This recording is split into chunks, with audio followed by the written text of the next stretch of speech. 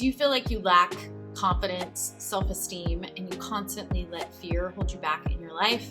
This is a really common theme for people who are trying to make big changes in their life, including creating soul-aligned relationships, creating a purpose-driven business, creating a life that you actually wake up to and love every day. And what so many people that have come to me ask, how did I change my relationship with fear? How did I get more confident? Because I was not a confident person. This week's episode, we're going to get deep into the number one tool that's going to help you do just that.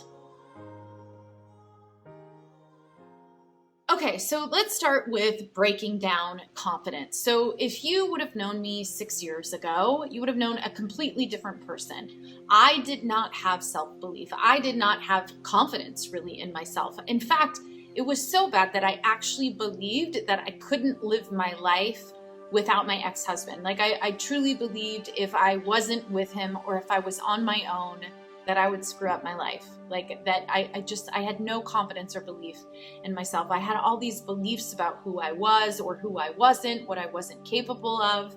And I people pleased all the time because I had no true confidence in myself. And because I had no confidence, I let fear rule my life. I let fear of what other people were going to think. I let fear of being a bad person or all sorts of fear that what would happen if I actually started like stepping into who I truly was on the inside. What would happen? What would people think of me? What would happen to my family? What would happen to my kids?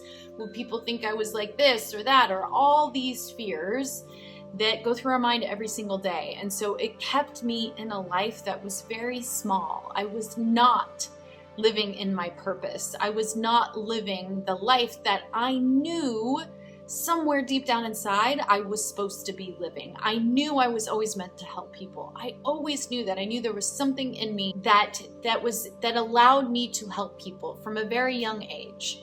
I just didn't know what that was. And I was fearful. I was fearful that I wouldn't be able to achieve that. I was fearful of not knowing what the hell I was doing. And so I wasn't living in alignment with my soul's purpose. The other part of that is that I wasn't proud of the person I was, even though I was doing all the things on the outside, of course, that they say you're supposed to do to have a happy, normal life that people in society have, which is get married and have a safe job, which I did, have insurance, have a 401k, like have all of these things that you're supposed to have that will make you happy. Only the problem was I had all those things and I wasn't happy. There was something deep within me that was saying, no, this is not the life you're supposed to be living. You are not living in alignment with your soul's purpose. You don't have relationships in your life that are deeply connected. And that voice was really small, but honestly, I was afraid to listen to that voice because I didn't have confidence. And so it has been a process of 6 years really since then, and deep dives and deep transformations and deep shadow work and deep inner healing that has gotten me to be the person I am today. Is there days that I don't feel 100% confident? Yes, for sure. Is there days that I give in to the fear? Yes, for sure. But it's on a completely different level than it was 6 years ago. So those times don't come very often. Even though I may still feel fearful when I go to push myself outside my comfort zone, which I do a lot, I don't let that fear stop me anymore. So even though I can hear that voice, before I would have let that voice stop me, I would have let that voice rule. Where now I can hear it, but then I can continue to take inspired action towards the next step. I've also grown to learn through my experience that we're not going to know 20 steps down the road. We never will. We'll only ever know the next step. We can have a vision of what we want. In fact, we should have a vision of a lighthouse of where we want to go to and the things we want to create. But my job isn't to know all the steps to get there. My job is to just take the next step, to get in alignment and energetic alignment within myself, and then just take that next inspired action. But I have to do that when I'm in alignment. So again, that could still mean that you feel fear about it.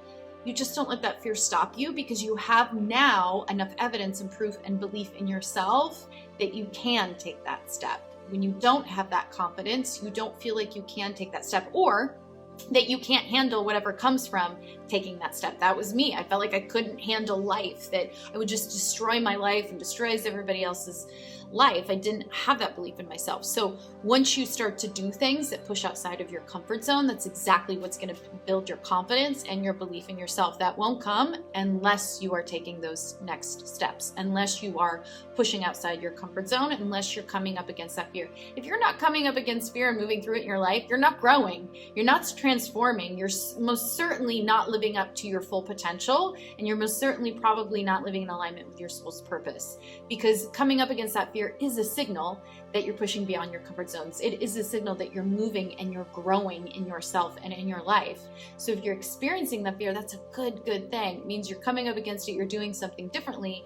It's just, what can you do to start to move through that fear so you can start to take steps that are scary, so then on the other side of that, that is where you build your confidence. Because I have taken some really terrifying steps and continue to do so in my life to constantly push myself, my confidence in myself, my belief in myself has grown tremendously from doing those very things I was afraid of doing. With that in mind, through my studies and through my teachings, I have come to figure out the number one tool that I use in my own life to help push up against that fear so that I can take action and build that confidence.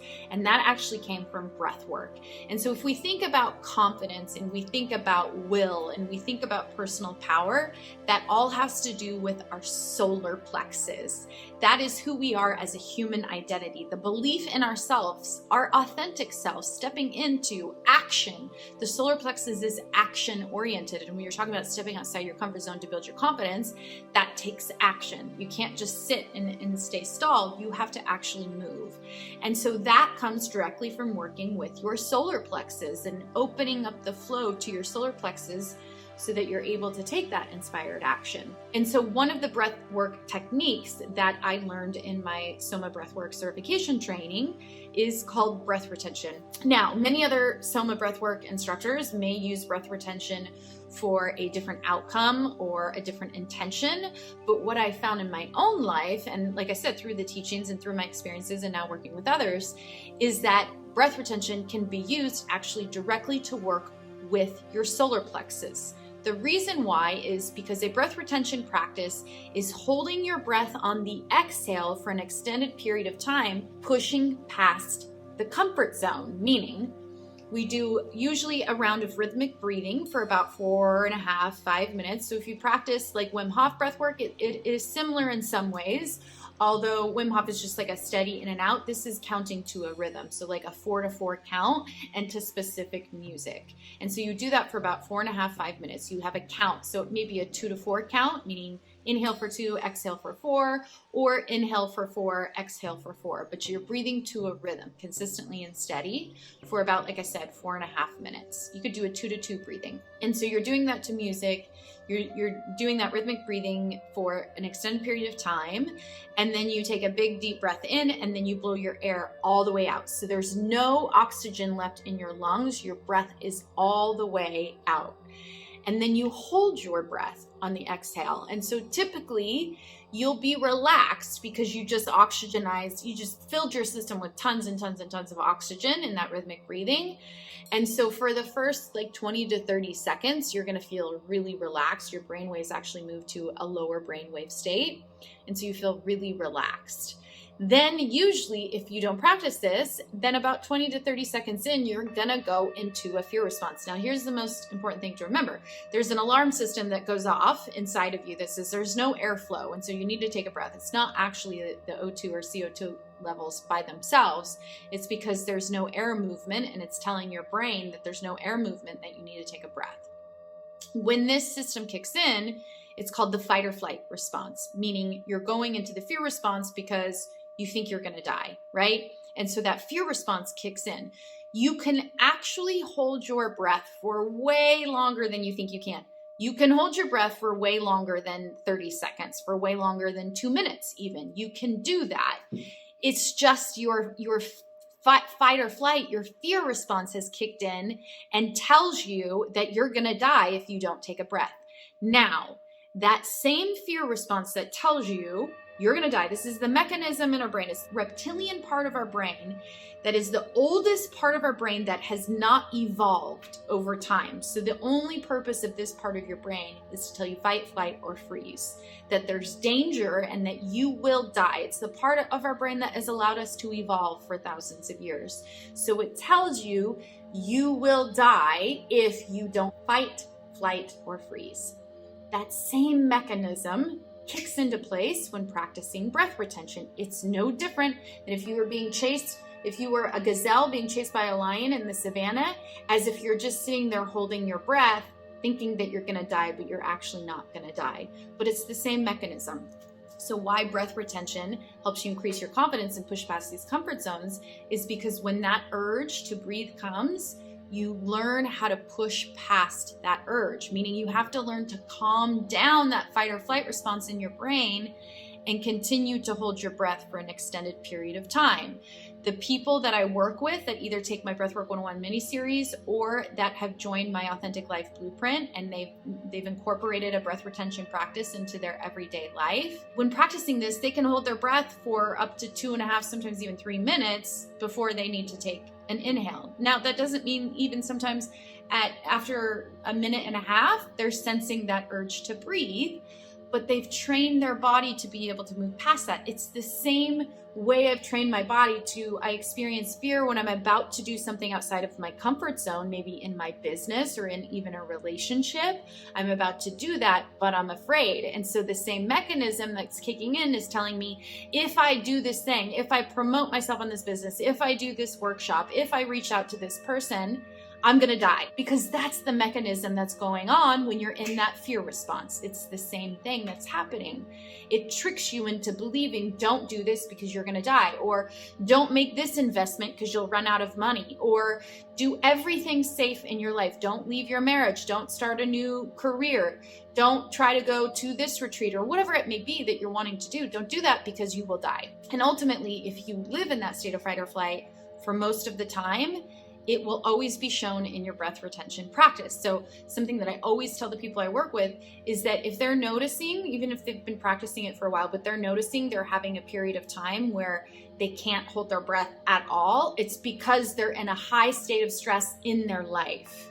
It's because their tolerance for CO2 levels is going down because they're over breathing, because they're in a fight or flight response. And it's because they're experiencing lots of stress. So then they need to do some more meditation so that they can quiet their mind and work with this fear response and learn to calm it, self-regulation, in other words. So feeling that fear, but then pushing past it.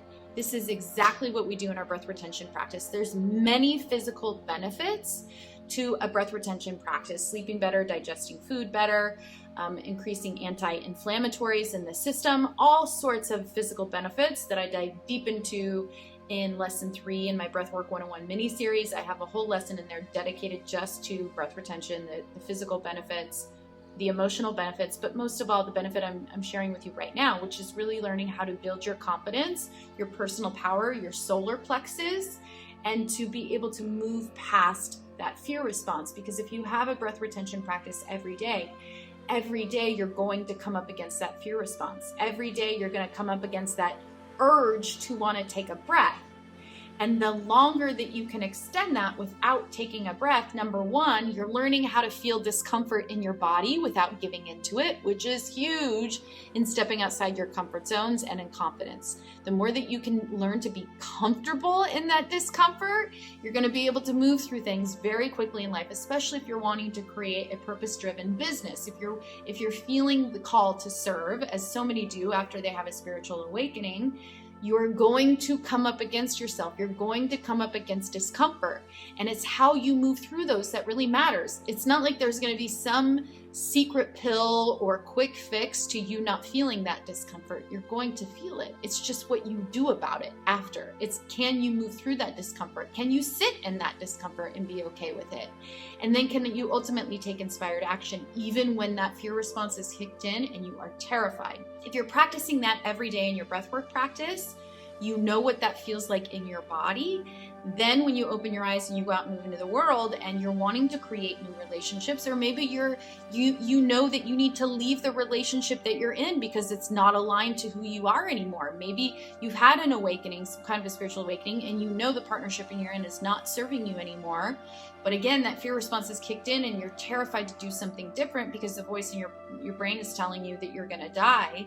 When you practice this every day and you learn to not just not listen to that voice, but actually learn to calm it down every single day. If you're doing your breath retention practice, you're going to do it in your life because you've anchored that feeling in and you know what it feels like to do so. So that is why breath retention is the number one tool that I use not only in my life, but I work extensively with others in my Authentic Life Blueprint program. And again, the Breathwork mini series to work directly with this fear response so that you can push yourself outside of your comfort zones. Just like when you're holding your breath, when your eyes are open and you're moving through life, you're going to push yourself through those comfort zones in life. You're not going to listen to that fear or allow it to stop you. And every single time you do that, you grow your confidence. You grow your confidence by pushing yourself further than you thought you were capable of, which is exactly what you do in a daily breath retention practice, is push yourself, hold that breath longer than you think you can, sit in that discomfort.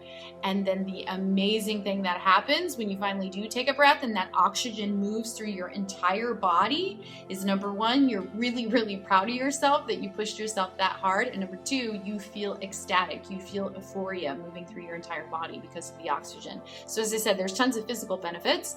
If you're interested in diving deeper into that, you can look on my website for my Breathwork 101 mini-series. It's a 4-part self-paced online mini-series where I break down 5 different breathwork techniques to help you with anything from learning how to turn off that fear response, learning how to activate a sympathetic response or a parasympathetic response, and why you would want to activate either one of those breathwork techniques, to actually work with suppressed emotion and trapped energy in your lower chakra system, how to sleep better, how to digest your food better, and then how to get into a state of heart coherence, which really is about self-regulation as well.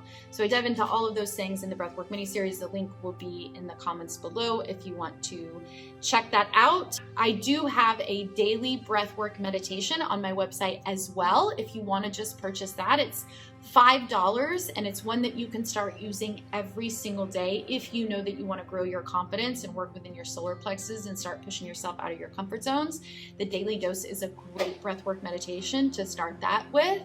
And ultimately, if you're ready to fully step in and really push past that comfort zone, you want to create soul-aligned relationships in your life. You want to create a community that's on the level of you after having a spiritual awakening, and ultimately you're called to serve in some way. You know that you want to create a purpose-filled business. You know that maybe you want to get out of what you're doing right now, and you really, really, really want to start something that feels in alignment with your purpose, or that fills you at least with passion.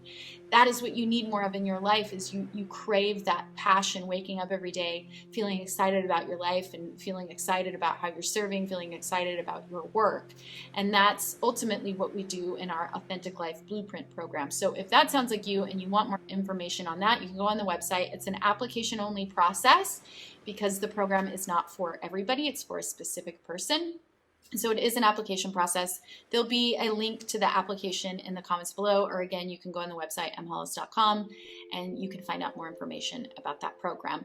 Let me know if this helps. Let me know if you have a breath retention practice. What has been your experience with breath retention? It's one of my most favorite breathwork techniques that I learned and that I teach others. So yeah, let me know in the comments. What things are you doing to push outside your comfort zone and really gain that confidence so that you can step into your most authentic self, your most authentic expression of yourself in this life. So I love you all. If this was helpful, remember, subscribe, like, comment, share, all of those amazing things. If you feel like this would help somebody else in their journey, please share it with them. And like I said, let me know in the comments. I love you all, and I will see you next time. Goodbye.